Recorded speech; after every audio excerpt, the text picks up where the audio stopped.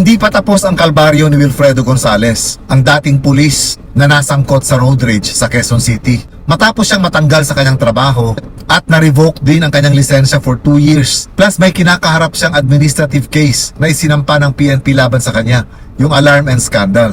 But apart from this, may isang tao pa siya na malamang ay kakaharapin niya at ito ay si Attorney Raymond Fortun. Ayon kay Attorney Fortun, hindi niya tatantanan itong si Wilfredo Gonzales. Naniniwala kasi si Attorney Fortun na dapat na masampahan ng mas mabigat na mga kaso katulad ng mga criminal cases itong si Gonzales. Ang dahilan kasi dito, yung naging asal ni Gonzales dun sa road rage ay matatawag nating public crime. Sabi nga ni Attorney Fortun, hindi ito isang private crime katulad ng adultery, ng rape, ng seduction, na kung saan kapag ka pinatawad nung biktima ang gumawa ng krimen ay pwedeng madismiss na yung kaso. Sa nangyaring road rage sa Quezon City, dahil ito ay isang public crime, kahit sino na ordinary citizen na may kaalaman sa insidenteng ito ay pwedeng magsampa ng kaso. At ito yung gustong mangyari ni Attorney Fortun. Ang problema nga niya lang, walang mga testigo. Yung mismong biktima kasi na si Alan Bandiola, desidido na hindi siya magsasampa ng kaso. Ganon din yung may-ari ng viral video na dahil sa banta sa kanya ay tinake down niya yung video. At sinabi din niya na ayaw niya magtestigo kung magkakaroon ito ng kaso. So dito pumapasok ngayon yung problema. Mga 4 na kaso kasi yung pinaplano ni Attorney Fortun. Unang-una yung frustrated homicide. Pangalawa, yung slander by deeds. At pangatlo, yung grave threats.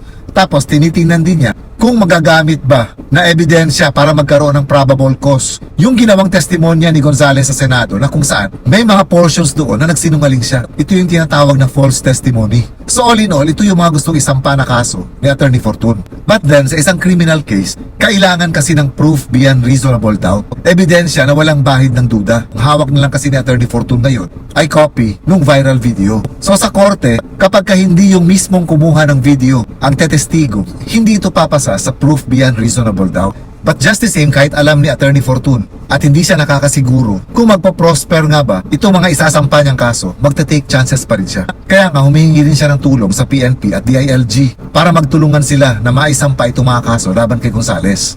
Nagpadala na rin siya ng sulat sa Supreme Court na sana i-consider ng Supreme Court na idagdag sa Rules on Electronic Evidence yung mga kuha sa mga video sa camera o sa cellphones. Kasi nga kahit sabihin natin na itong mga videos na ito ay nakakatulong para ma-solve ang isang krimen at nakakatulong din ito lalong-lalo na sa ating kapulisan para malaman ang totoong nangyari at makasuhan ng may gawa ng krimen. Pero dapat kasi dito yung may-ari mismo ng video ang tatayong testigo. So dahil ang hawak ni Attorney Fortun ay hindi na yung original viral video, tanggap niya na mahirap ito pagdating na sa korte. Kasi kahit pasabihin natin hindi ito tinamper, hindi ito inedit, pero the fact na hindi siya yung may-ari mismo at hindi siya yung kumuha ng video, hindi ito pwedeng sabihin na ito ay proof beyond reasonable doubt. Ginawa ring halimbawa ni Attorney Fortun ang bansang Singapore. Dahil sa Singapore daw, may isang website doon na kung saan ang mga netizens ay pwedeng mag-upload ng mga nakuha nilang mga videos. And yet, they will remain anonymous or hindi sila makikilala just for the purpose na makatulong ito na ma-solve ang isang krimen. So ito yung nire-request ngayon ni Attorney Fortun. Ako personally, sinusuportahan ko itong move ni Attorney Fortun. Lalong-lalo na sa katulad ni Gonzales na ayon nga sa Senate hearing, napakarami pala niyang blatter sa barangay. Sa dami ng mga blatters na meron siya, palagay ko ni isa, walang nangyari doon. Hanggang sulat kamay lang, hanggang record lang yung mga pang-aabusong nagawa niya. So bakit pa ulit-ulit niya ito nagagawa?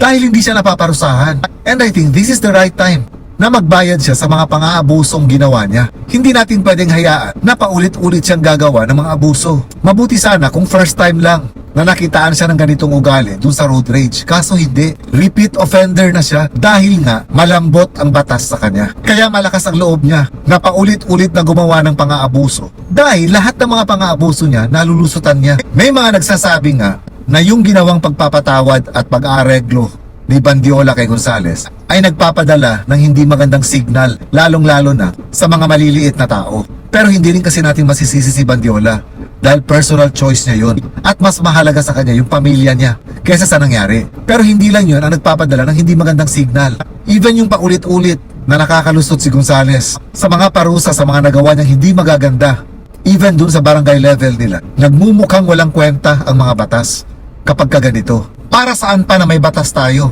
kung hanggang papel lang din pala ito? Kaya I hope makipagtulungan ng PNP at ang DILG kay Attorney Fortun para maisulong itong pagsampa nila ng mga criminal cases laban kay Gonzales. Dahil kapag ka napanagot siya dito, hustisya na rin ito sa mga taong nagawa niya ng pang-aabuso na hindi nagkamit ng hustisya.